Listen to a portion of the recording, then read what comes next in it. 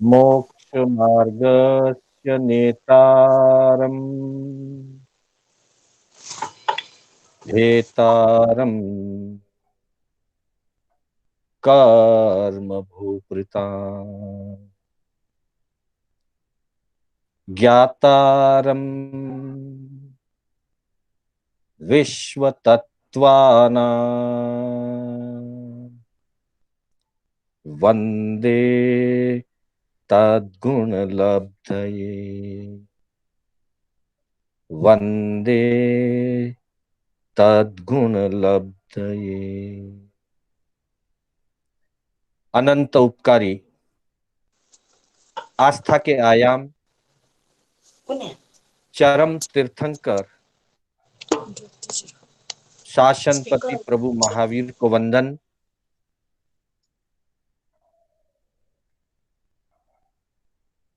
तीर्थंकर परंपरा में विचरण करने वाले समस्त चारित्र आत्माओं को वंदन करते हुए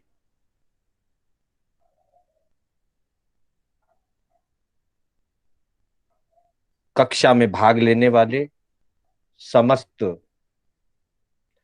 धर्म प्रेमी महानुभावों, सुशील माताओं एवं बहनों का कर्नाटक जैन स्वाध्याय संघ के तत्वावधान में मैं शांतिलाल बोहरा आप सभी का हार्दिक स्वागत एवं अभिनंदन करता हूं। आपको जय जिनेंद्र करता हूं।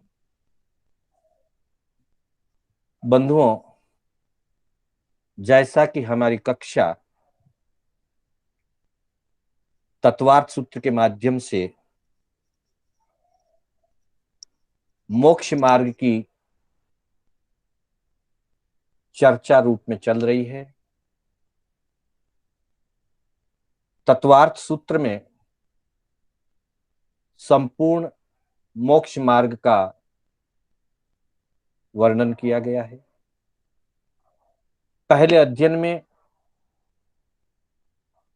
मुख्य रूप से सम्यक दर्शन और सम्यक ज्ञान का परिचय कराया गया।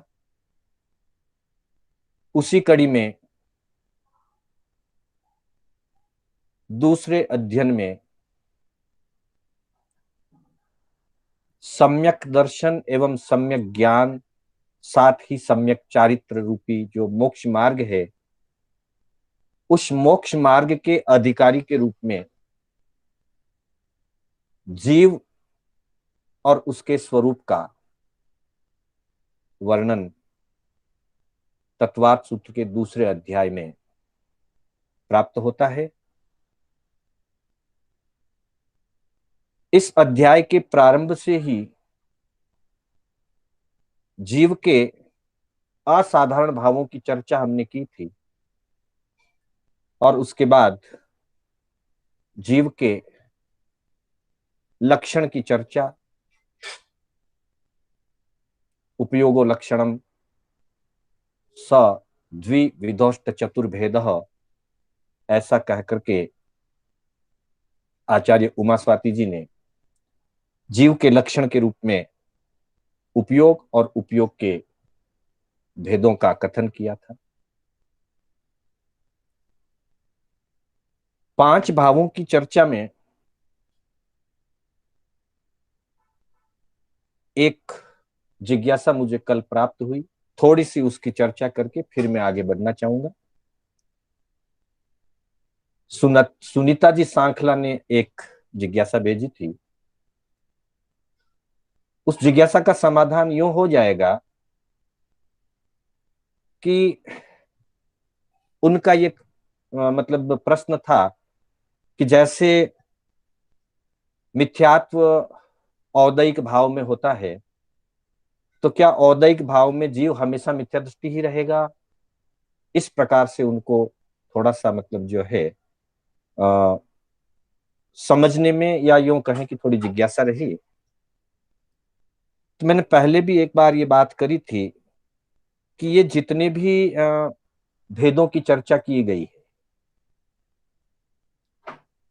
औपशमिक भाव के 2 भेद, शायिक भाव के 9, फिर इसी तरह से 18, 21 और 3 भेद क्रमशः जो बताए गए हैं, उस भाव से ये चीजें प्राप्त होती है, इतना मानना चाहिए। मतलब औदैहिक भाव में मिथ्यात्व है, औदैहिक भाव के कारण जीव मिथ्या दृष्टि रहता है या मिथ्या दृष्टि बन जाता है, लेकिन औदैहिक भाव में सभी जीव मिथ्या दृष्टि होंगे ऐसा नहीं है।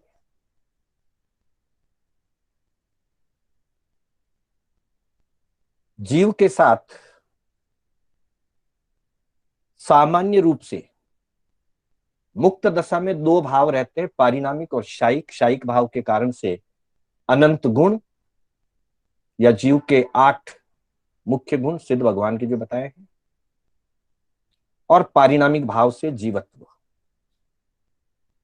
सिद्धों में ये दो भाव साथ रहते हैं। क्योंकि आगे हम बढ़ रहे हैं, संसारी जीवों के भेद और जीवों के भेद, मुक्त जीव, संसारी जीव, तो उसके पहले की कोई समझ में या पहले के सूत्रों में कहीं भी शंका ना रहे, वो क्लियर होके आगे जाएंगे तो ठीक रहेगा। ये ऐसी शंका और भी किसी को हो सकती है। तो बंधुओं, मुक्त जीवों में 5 में से 2 भाव ही रहते हैं और 2 भाव साथ रहते हैं। इसलिए उन 2 भावों से जनित जो जो पर्याय या अवस्थाएं हैं वो जीव में, मुक्त जीव में रहेगी। इसलिए उनमें अनंत ज्ञान आदि गुण रहेंगे और पारिणामिक भाव से जीवत्व रहेगा। संसार के जीवों में कम से कम 3 भाव साथ रहते हैं। 4 भी एक साथ रह सकते हैं, 5 भाव भी एक साथ रह सकते हैं, पर मिनिमम 3 भाव रहेंगे। जब 3 भाव रहते हैं तो औदैहिक, पारिणामिक और सायोपशमिक। सायोपशम के अंतर्गत आंशिक रूप से ज्ञान आदि प्रकट रहेगा जीव के, अज्ञान रूप से,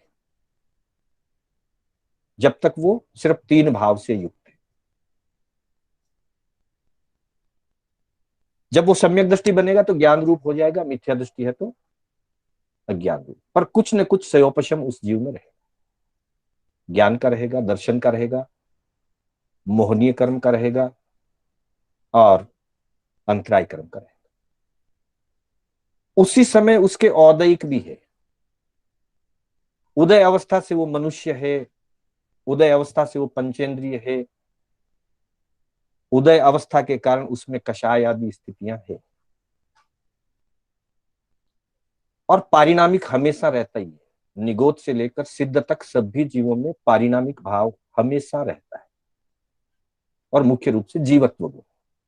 फिर जीवत्व में जो भवी हैं उनमें भव्यत्व रहेगा, जो अभवी हैं उनमें अभव्यत्व रहेगा। संसारी जीवों में, मुक्त जीवों में भवी अभवी का भेद नहीं होता है, उनको नो भवी नो अभवी कहा जाता है, पर वहां जीवत्व पारिणामिक भाव रहता है।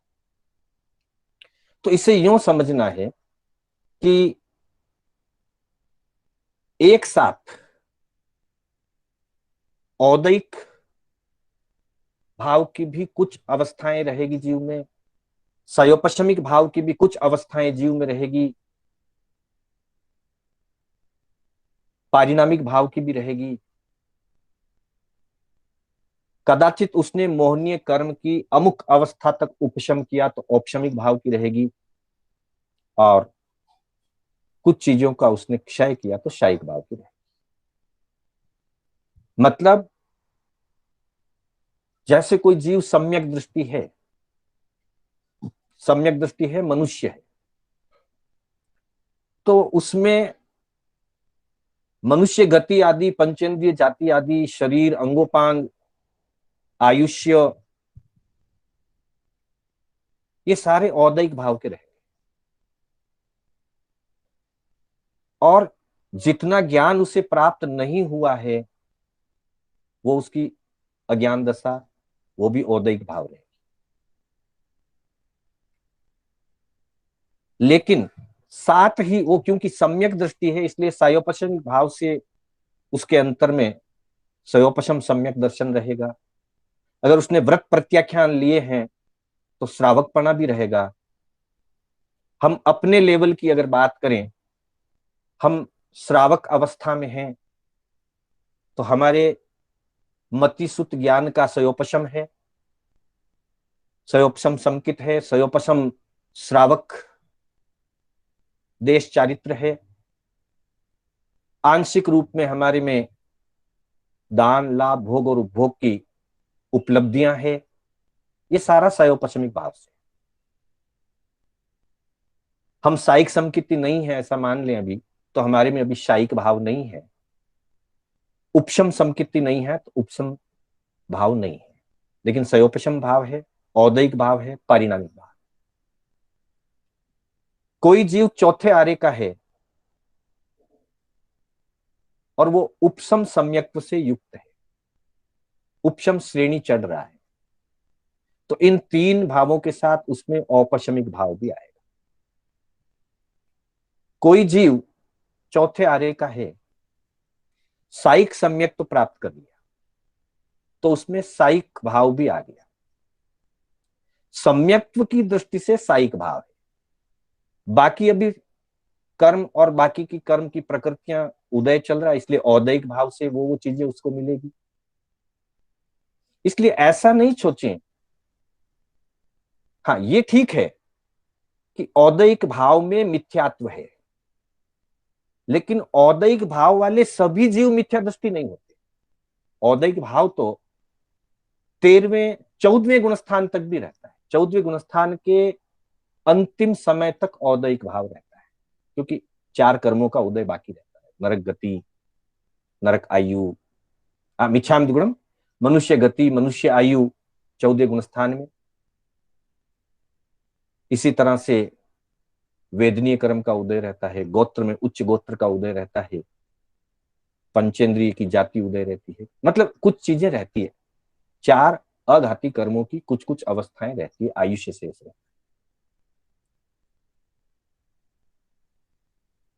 सम्यक्त्व सयोपशम भाव में या उपशम भाव में, शायिक भाव में प्राप्त होता है, मिथ्यात्व औदयिक भाव। तो हम इसको यूं समझे कि जो जो चीज जिस जिस भाव से प्राप्त होती है वो हमारे पास रहेगी। जैसा भाव हमारा चल रहा है, हमने जो पुरुषार्थ किया, उपशम कर दिया तो उपशम वाली चीजें भी प्राप्त हो जाएगी। कुछ प्रकृतियों का क्षय कर दिया तो क्षयिक वाली चीजें भी प्राप्त हो जाएगी। जब तक मध्यम अवस्थाएं चल रही है, हमने कुछ का सयोपशम किया हुआ है, कुछ का क्षय किया हुआ है। जैसे कोई साइक समकित जीव है तो उसने कुछ का 7 प्रकृतियों का क्षय कर दिया। कोई उपशम श्रेणी वाला जीव है तो उसने अमुक प्रकृतियों का उपशम कर, तो उस उपशम से जो अवस्था प्राप्त होगी वो उसका औपशमिक भाव है। अमुक प्रकृतियों के पूर्ण क्षय होने पर उसकी जो शायिक दशा प्राप्त होगी वो शायिक भाव रहेगा। अतः हम ये कह सकते हैं कि संसार में रहते हुए जीव में कम से कम 3 भावों की अवस्थाएं मिलती है, 4 भावों की भी अवस्थाएं एक साथ उपलब्ध हो सकती है, 5 भावों की भी अवस्थाएं उपलब्ध रह सकती है। जहां 5 भावों की अवस्थाएं उपलब्ध रहेगी, पारिणामिक होता ही है जीवत्व की अपेक्षा से। कर्मों का उदय अभी तक चालू है, संसार में है, इसलिए औदयिक भाव है।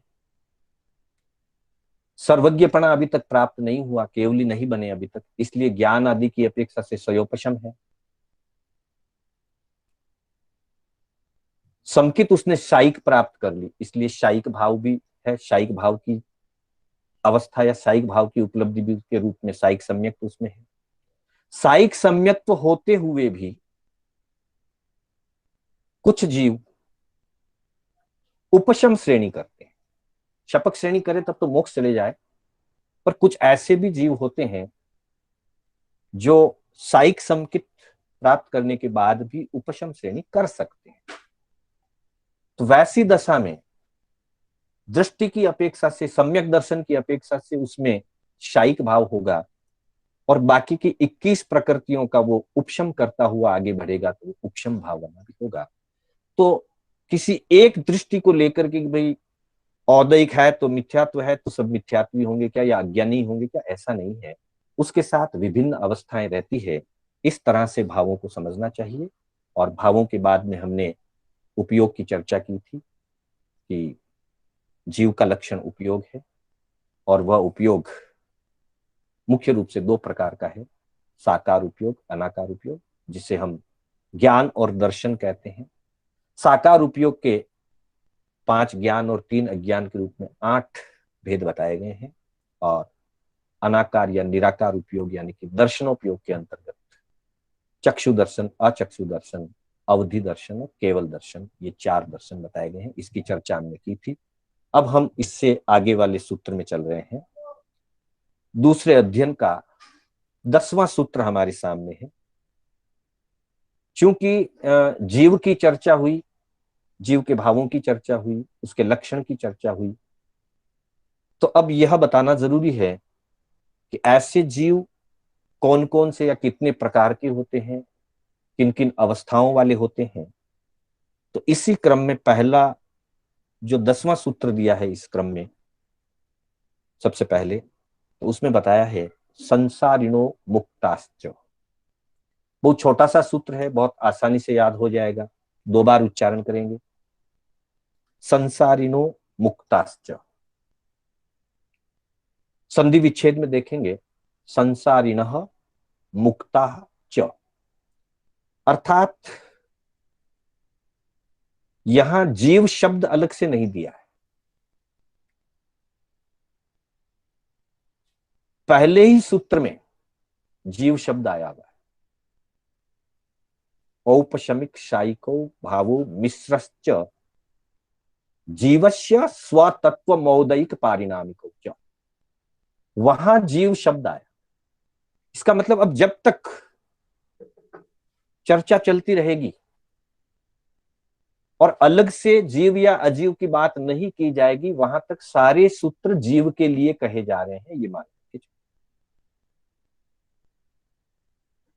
तो यहां संसारिणो मुक्ताश्च, संसारी और मुक्त।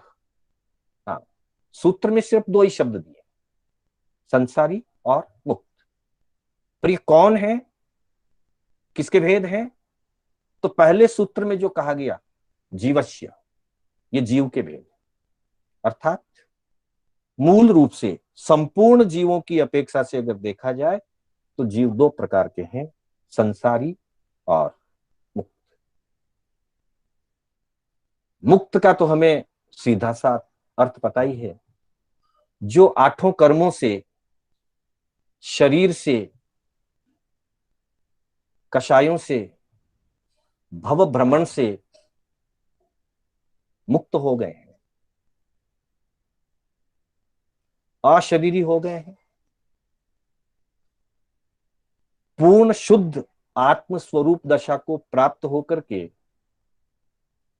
अनंत ज्ञानादि और अनंत सुख में लीन हो गए हैं, और क्षेत्र की अपेक्षा सिद्ध क्षेत्र में जो विराजमान है वे जीव मुक्त हैं।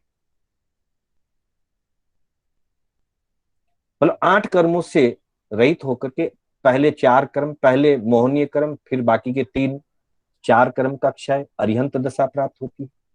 शेष 4 कर्म का और क्षय हो जाता है, तब सिद्ध अवस्था प्राप्त होती है। उन्हें मुक्त जीव कहा जाता है, जो शरीर से, कर्मों से, कषायों से, भव भ्रमण से, सभी चीजों से मुक्त हो चुके। और इतना अंतर हो जाता है संसारी और मुक्त जीव में कि मुक्त जीव पुनः संसार में नहीं आता। जैन दर्शन इसके लिए स्पष्ट तौर से बताता है, अपुनरावृत्ति। नमोत्थुनम का जब हम पाठ करते हैं, अरिहंत और सिद्धों के गुणगान जब हम करते हैं, तो वहां कहा गया पुनरावृत्ति सिद्धि गई। सिद्धि गति, सिद्धि गति का नाम ही या उसका स्वरूप ही एक अपुनरावृत्ति है। अपुनरावृत्तिम सिद्धि गई, मतलब सिद्धि गति में गया हुआ जीव, मोक्ष प्राप्त किया हुआ जीव, उसकी पुनरावृत्ति, संसार में पुनः आगमन नहीं होता है। यह वैदिक संस्कृति और जैन संस्कृति का एक बहुत बड़ा अंतर है। वैदिक संस्कृति में जिस रूप में भी उन्होंने भगवत सत्ता को स्वीकार किया है, वे उसको अपुनरावृत्तिवान नहीं मानते। वैदिक संस्कृति के अनुसार उनकी जो भगवान की मान्यता है, उसमें ये फर्क है। वो मानते हैं कि जब जब इस संसार में जरूरत होती है, जब जब इस संसार में अधर्म बढ़ जाता है, धर्म की हानि होती है, बहुत हानि हो जाती है धर्म की, तब वो कहते हैं कि मैं फिर आता हूं। हमने कई बार गीता का वो श्लोक सुना होगा, यदा यदा हि धर्मस्य ग्लानिर्भवति भारत। जब जब इस धरती के ऊपर धर्म की हानि होती है, ग्लानि होती है, मतलब कमजोर हो जाता है धर्म, हीन हो जाता है धर्म, गिर जाता है धर्म, पतित हो जाता है, अधर्म का वातावरण बढ़ जाता है, अभ्युत्थानम धर्मस्य, तो कहते हैं कि मैं पुनः अधर्म में से धर्म का उत्थान करने के लिए, अधर्म को मिटाने के लिए मैं फिर आता हूं, उस समय आता हूं। तो वहां उन्होंने पुनरागमन को स्वीकार किया है। तो जैन दर्शन कहता है अपुनरावृत्ति सिद्धि गति, सिद्ध गति पुनरागमन वाली नहीं है। एक बार जब, क्योंकि कारण है ये सीधा लॉजिकल, ये सीधा वैज्ञानिक स्वरूप। जब आठों कर्म क्षय हो चुके हैं, संसार का मूल कारण है कर्म, कर्मों का मूल कारण है राग द्वेष। जब कर्म क्षय हो चुके हैं, राग द्वेष नष्ट हो चुका है, तो बीज ही नष्ट हो गया। राग और द्वेष को कर्मों का बीज कहा गया है, और संसार को कर्मों का फल बताया गया है। कर्मों का फल है संसार, और कर्मों का बीज है राग द्वेष। तो जिसके बीज ही नष्ट हो गया, मूल ही नष्ट हो गया, फल क्यों रहेगा? संसार नहीं होगा। इसलिए मुक्त जीव संसार से मुक्त हो चुके, वे संसार में पुनः नहीं आए। पर जो संसारी जीव हैं, संसार की परिभाषा ही यही दी है। जो जीव एक गति से दूसरी गति में, एक भव से दूसरे भव में संसरण करता है, संसृति इति संसार, अच्छी तरह से, अच्छी तरह से एक भव से दूसरे भव में, एक गति से दूसरी गति में, एक शरीर से दूसरे शरीर में भव परिभ्रमण करने वाले जीव का नाम ही संसारी जीव है, और उस अवस्था को ही संसार कहा। इसलिए संसार का एक पर्यायवाची शब्द भव है। भव शब्द भी संसार का पर्यायवाची शब्द, इसलिए भव सागर भी कहा जाता है। संसार को भव सागर कहा जाता है, मतलब भवों का अथाह समुद्र। और भव का मतलब एक भव की या एक शरीर धारण करने की प्रारंभ से लेकर के उस शरीर को धारण किए रहने के अंतिम समय तक की जो अवस्था या स्थिति है, उसे भव कहा जाता है। उन्हीं भवों से संसार निर्मित है, इसलिए भव का दूसरा अर्थ संसार भी किया। पर मूल बात है संसरण, परिभ्रमण, तो इसलिए यहां शब्द यही दिया। संसारिणो मुक्ताश्च, संसार के जितने भी जीव हैं उन सभी जीवों को दो भागों में बांट दिया गया है। एक संसारी, जो चार गति रूप भवों में संसरण करते हैं, और दूसरा मुक्त, जो परिभ्रमण से मुक्त हो गए, संसार से मुक्त हो गए, राग द्वेष से मुक्त हो गए, शरीर से मुक्त हो गए। इसलिए हमारे यहाँ देव रूप में दो पद माने गए हैं, अरिहंत पद और सिद्ध पद। और इनकी व्याख्या करते हुए समझाया भी जाता है कि अरिहंत हमारे सशरीरी देव हैं, शरीर युक्त देव अरिहंत, और सिद्ध परमात्मा हमारे अशरीरी देव हैं, शरीर से पूर्ण रूप से मुक्त। मात्र औदारिक शरीर ही नहीं, औदारिक शरीर तो हर भाव में व्यक्ति त्याग करता है।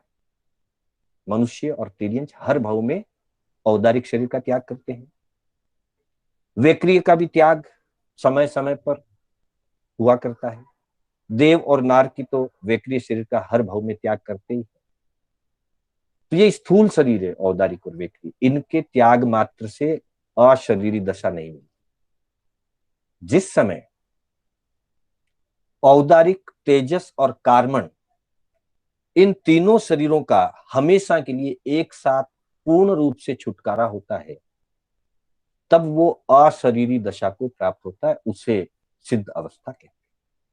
तो इस तरह से तत्वार्थ सूत्र के दूसरे अध्ययन के 10वें सूत्र में यह बताया गया, संसारिणो मुक्ताश्च। यही बात ठाणांग सूत्र में भी कही गई है। दुविहा सव्व जीवा पन्नता, सभी जीवों के मूल भेद दो हैं, सिद्धा चेव असिद्धा चेव। सिद्धा यानी सिद्ध मुक्त, और असिद्धा यानी जो अभी तक मुक्त नहीं हुए, जो संसार में है। जो असिद्ध हैं वो संसारी, और जो सिद्ध हो गए हैं, मुक्त हो गए, वो मुक्त जीव या सिद्ध जीव कहलाते। अब अगला जो भेद प्रभेद बताया जा रहा है वो मात्र संसारी जीवों की अपेक्षा से। पहला ये जो सूत्र दिया संसारिणो मुक्ताश्च, इसमें संपूर्ण जीवों को ले लिया, इसलिए आगम में भी कहा कि सव्व जीवा, दुविहा सव्व जीवा प्रणता। सभी जीव मुख्य रूप से दो प्रकार के बताए गए हैं, या दो प्रकार के होते हैं, सिद्धा चेव असिद्धा चेव, सिद्ध और असिद्ध। असिद्ध यानी संसार। अगला जो सूत्र है 11वां सूत्र, समनस्का मनस्का, पुनः सुनिए ध्यान से, समनस्का मनस्का। संधि विच्छेद जब करेंगे तो समनस्का प्लस अमनस्का, मन शब्द को साथ रख करके ये शब्द बना है समनस्का, अर्थात मनस सहित, और अमनस्का अर्थात मन से रहित। अब हम इतना तो जानते हैं, 25 बोल आदि में हमने बहुत बार पढ़ा है, या नव तत्व आदि में पढ़ा है। 25 बोल में भी 14वें बोल के अंतर्गत जब जीव तत्व के भेद आदि पढ़ते हैं तो वहां पर भी आता है सन्नी और असन्नी। समनस्क अमनस्क कहें, सन्नी असन्नी कहें, या शंघी अशंघी कहें, ये सब उसी अर्थ को बताने वाले शब्द हैं। समनस्क कहकर के स्पष्ट कर दिया गया है कि यहां द्रव्य मन से सहित या द्रव्य मन से रहित की बात कही जा रही है। हालांकि भावार्थ रूप में सन्नी और असन्नी का, या संघी और अशंगी का भी यही भावार्थ है, मन युक्त मन रहित। कहा गया है कि जो जीव द्रव्य मन से युक्त होता है उसमें चिंतन मनन की शक्ति विशेष हुआ करती है, इसलिए उसको संगी कहा जाता है। वैसे सन्नी जो शब्द है ना, सन्नी आसन्नी, ये प्राकृत का शब्द है, सन्नी और आसन्नी। इसी का हिंदी या संस्कृत रूपांतर होता है संगी आसंगी, और उसका भावार्थ है मन सहित मन रहित। तो संगी और आसंगी जो कहा गया, जिसका मूल आधार द्रव्य मन है, संगी और आसंगी कहने के पीछे एक तथ्य छिपा हुआ है। जो संज्ञाओं को धारण करता है या संज्ञा को धारण कर सकता है, संज्ञाओं को विशेष रूप से अनुभव कर सकता है, उसे संगी कहा गया। और जो संज्ञाओं को विशेष रूप से धारण नहीं कर सकता, विशेष रूप से चिंतन मनन नहीं कर सकता, उसे असंगी कहा गया। हमारे आगमों में और थोकड़ों में संज्ञा का जगह जगह पर वर्णन आता है। 4 संज्ञा बताई गई है मुख्य रूप से: आहार संज्ञा, भय संज्ञा, मैथुन संज्ञा और परिग्रह संज्ञा। और यह भी बताया गया है कि संसार के समस्त जीवों में 24 ही दंडकों में चारों प्रकार की संज्ञा पाई जाती है। हाँ, जब जीव कोई साधना करके श्रेणी में ऊपर उठता है और सर्वज्ञ सर्वदर्शी बन जाता है, तब वो संज्ञाओं से रहित हो जाता है, वो एक अलग बात है। पर सामान्यतया संसार में बहुभ्रमण करने वाले सभी जीवों के चारों संज्ञाएं होती है: आहार संज्ञा, भय संज्ञा, मैथुन और परिग्रह संज्ञा। और इन चारों प्रकार की संज्ञाओं को जब होती है तो इसका मतलब संसार के सभी जीव इन संज्ञाओं को अनुभव करते हैं। अर्थात संसार के सब जीव भूख को अनुभव करते हैं, भय को अनुभव करते हैं, विकार को अनुभव करते हैं और आसक्ति को अनुभव करते हैं। परिग्रह संज्ञा आसक्ति का। तो सामान्य दृष्टि से संसार के सभी जीव सामान्य संज्ञाओं का अनुभव करते हैं। किसी अपेक्षा से संज्ञा के 10 भेद भी बताए गए हैं: आहार, भय, मैथुन और परिग्रह, ये 4 संज्ञाएं। इसके अलावा क्रोध, मान, माया और लोभ, इनको भी 4 को संज्ञा कहा गया। और हम जानते हैं कि क्रोध, मान, माया, लोभ को भी सामान्यतया संसार के सभी जीव अनुभव करते हैं। साथ ही ओग संज्ञा और लोक संज्ञा भी कही गई है। इस तरह से हमारे आचार्यों ने, मनीषियों ने मुख्य रूप से 4 संज्ञा, आहार, भय, मैथुन, परिग्रह और विशेष रूप से 10 संज्ञाओं का भी वर्णन किया। और भी भेद प्रभेद हो सकते हैं, अलग बात है। तो इन 10 संज्ञाओं की अनुभूति सामान्य रूप से सभी जीवों को होती है, लेकिन इनके बारे में विशेष चिंतन मनन, क्या है, क्यों है, कैसे इससे बचा जाए, कषाय क्या है, इनसे कैसे बचा जाए, अथवा आहार, भय, मैथुन, परिग्रह जो प्रकट होते हैं मन के अंतर में, क्यों प्रकट होते हैं, कैसे इनको जीता जा सके, कैसे इनको वश में किया जा सके, कषाय आदि को कैसे वश में किया जा सके, जिसको कहें कि जीव अपना हित अहित का चिंतन कर सके, विशेष चिंतन मनन कर सके। उसके लिए जीव को द्रव्य मन की जरूरत होती है। संसार में रहते हुए विशेष चिंतन मनन करने के लिए द्रव्य मन की जरूरत होती है। इसीलिए समनस्काः अमनस्काः कहा कि जो जीव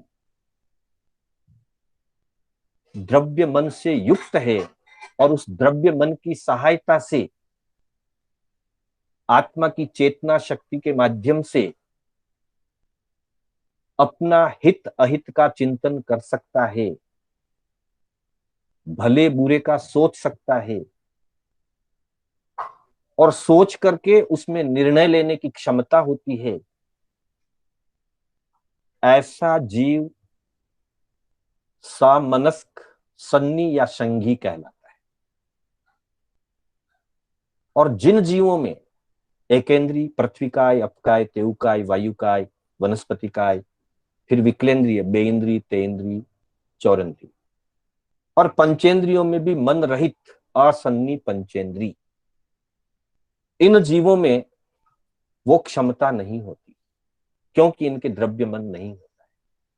और द्रव्य मन न होने के कारण वो सामान्य संज्ञाओं की तो अनुभूति करते हैं, भूख लगती है पता चलता है, सर्दी गर्मी पता चलती है, जो जिस लेवल का उसको उस लेवल तक पता चलेगा, लेकिन एकेंद्रिय से लेकर पंचेंद्रिय तक सब जीवों को पता चलता है। सामान्य संज्ञाओं का तो पता चलता है, परंतु वो उससे विशेष चिंतन मनन नहीं कर पाते, उसके कारणों के बारे में चिंतन नहीं कर पाते, उससे बचने के लिए चिंतन नहीं कर पाते, अपने हित अहित का चिंतन नहीं कर पाते, अपनी आत्मा के विकास का चिंतन नहीं कर पाते, क्योंकि उनके पास द्रव्य मन नहीं है। इसलिए उनको अमनस्काह कहा गया, द्रव्य मन से रहित। तो इस तरह से संसारी जीवों के यहाँ दो भेद किए, समनस्काह, अमनस्काह। यही बात आगम में भी बताई गई है, और वहां दिया है, दंडकों की अपेक्षा से दिया है, नेर्यक से लेकर दुविहा निर्या पनत्ता सन्नी चेव असन्नी चेव एवं पंचिंदिया सव्वे विगलिंदीय वज्जा जाव वाण मंतरा वेमाणिया। सामान्य अपेक्षा से यहां कह दिया गया है कि सभी, वैसे वैमानिक आदि देवों में आसन्नी नहीं हुआ करते, एक सामान्य अपेक्षा से कहा है। नरक में आसन्नी माना गया है।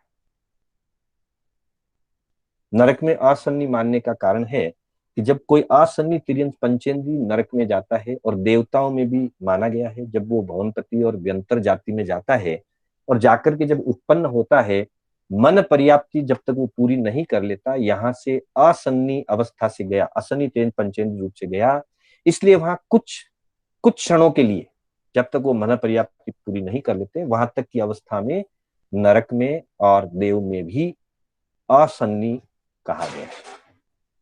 नरक में मात्र पहली नरक तक होता है, और देवगति में भवनपति और व्यंतर तक होता है। तो ये सन्नी और असन्नी के भेद।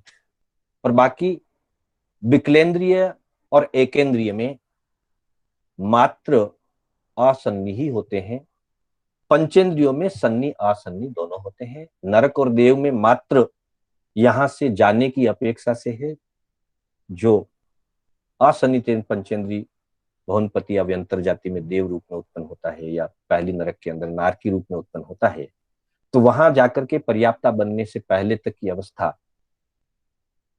असन्नी की अवस्था गिनी जाती है। मनुष्यों में जो 14 प्रकार के असूचि में उत्पन्न होते हैं, समूर्छिम मनुष्य जिसको कहा गया है, वे असन्नी होते हैं।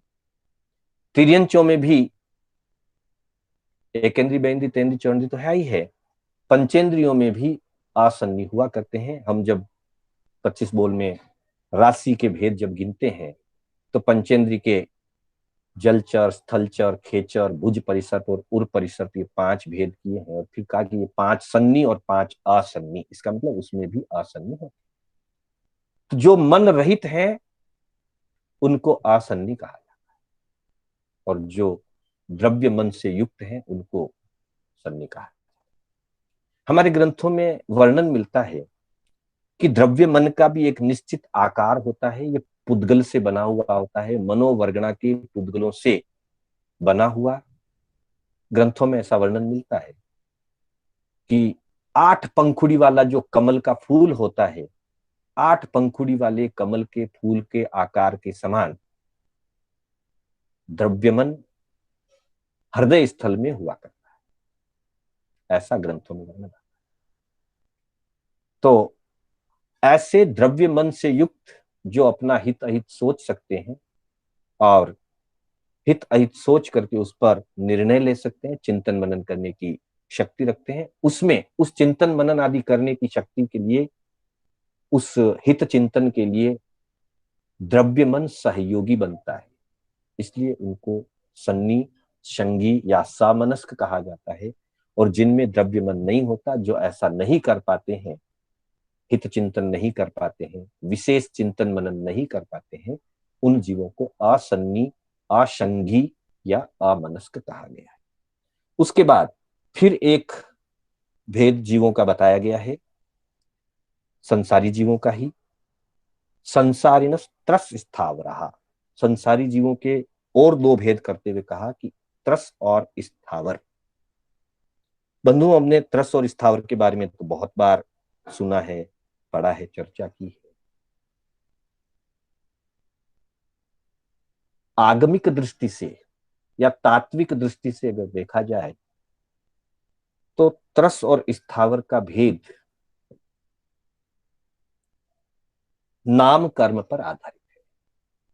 8 कर्मों में एक नाम कर्म है। नाम कर्म की बहुत प्रकृतियां हैं, 93 और 103 प्रकृतियों का वर्णन मिलता है हमको। उसमें त्रस दशक और स्थावर दशक 2 दशक कहे गए, मतलब त्रस आदि 10 प्रकृतियां, स्थावर आदि 10 प्रकृतियां। तो उस दशकों में पहला ही, त्रस दशक में पहला है त्रस नाम कर्म, और स्थावर दशक में पहला भेद है स्थावर नाम कर्म। कहने का तात्पर्य यह है कि जिस जीव के त्रस नाम कर्म की प्रकृति का उदय होता है,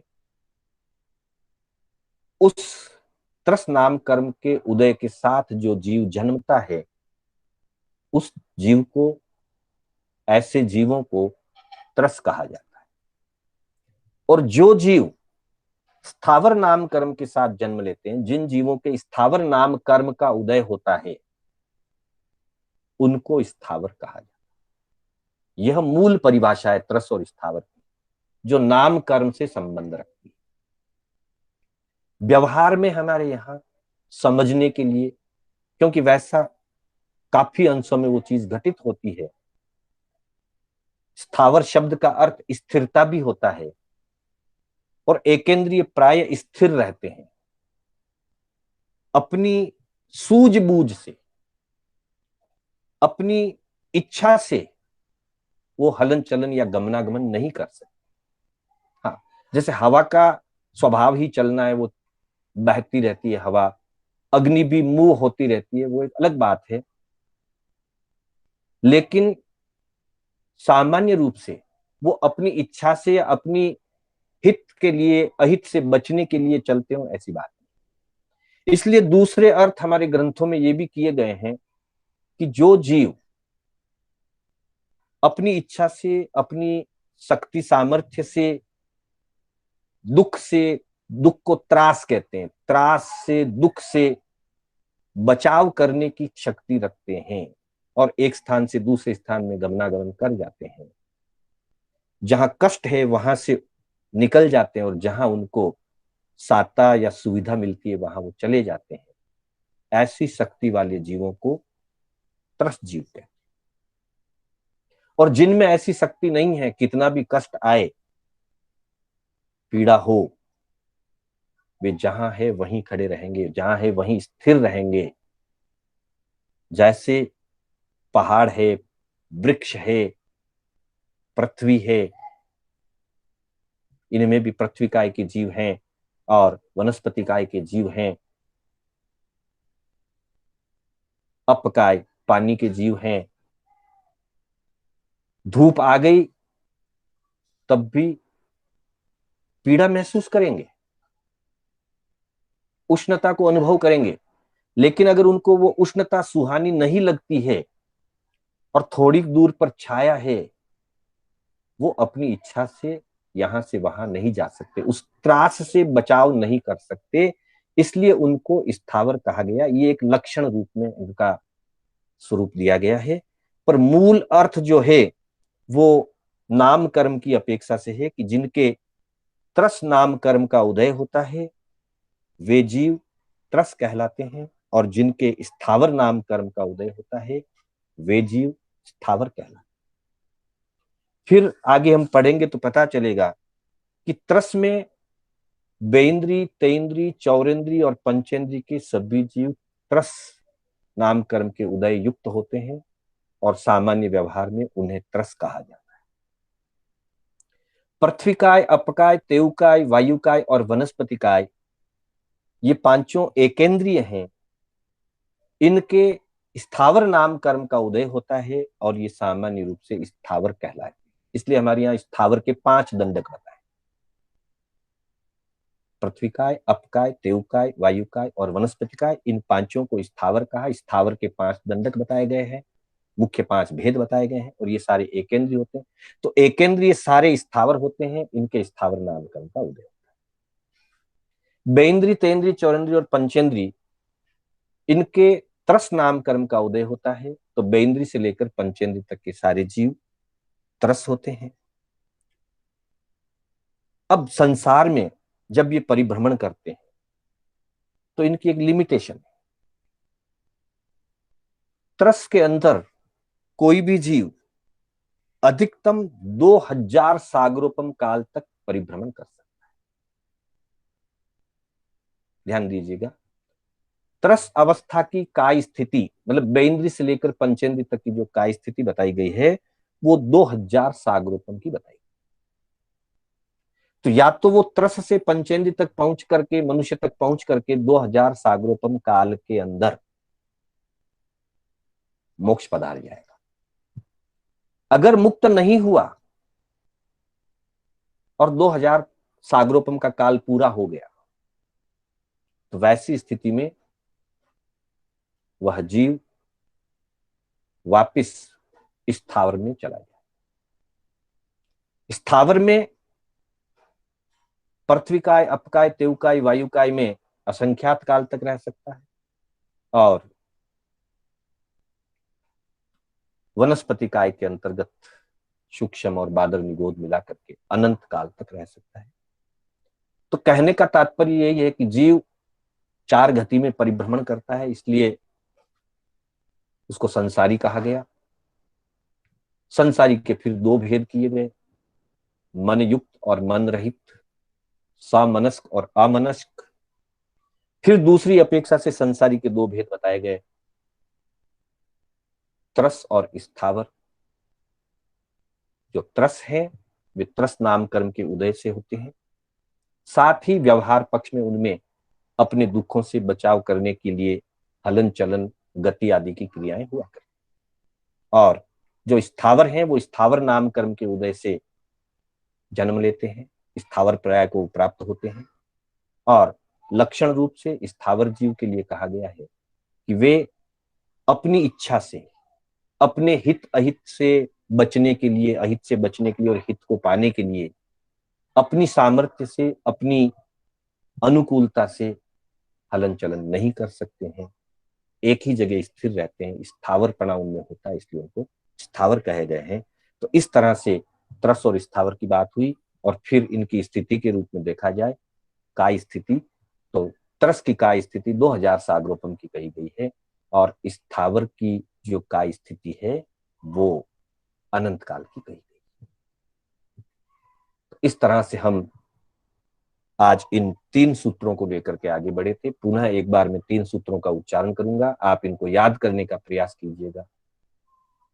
संसारिणो मुक्ताश्च, संसारिणो मुक्ताश्च। फिर अगले सूत्र में कहा समनस्का मनस्काः, समनस्का मनस्काः। और उसके बाद का अगला सूत्र कहा संसारिणः त्रसस्थावराः, संसारिणः त्रसस्थावराः।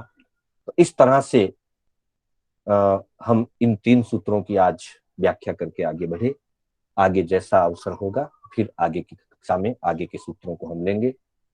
पुनः मैं आप सबके सामने कोई भी आगम विपरीत कथन हुआ हो या अनुपयोग से कोई आगम विपरीत, जिनाज्ञा विपरीत स्वरूप न हुई हो तो उसके लिए मैं मिच्छामि दुक्कडम करता हूं। पुनः मैं कर्नाटक जैन स्वाध्याय संघ के तत्वावधान से शांतिलाल बोहरा आप सभी का हार्दिक स्वागत करते हुए आपको धन्यवाद देता हूं।